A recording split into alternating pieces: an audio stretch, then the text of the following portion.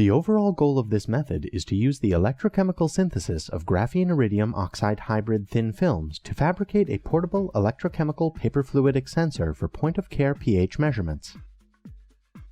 This method provides a new way to perform point-of-care pH measurements by combining the synthesis of anodically electrodeposited iridium oxide thin films assisted by reduced graphene oxide scaffolds.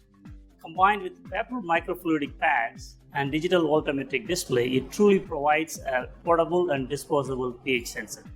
This technique combines the features of pH paper strip and solid-state pH meters using paper microfluidics and electrochemical detection to offer quick, accurate, and point-of-care measurements of the pH outside labs using low sample volume.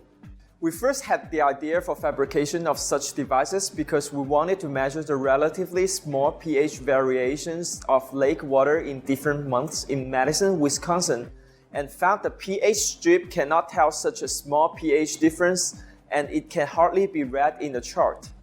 It is also not practical to use a laboratory-based pH meter.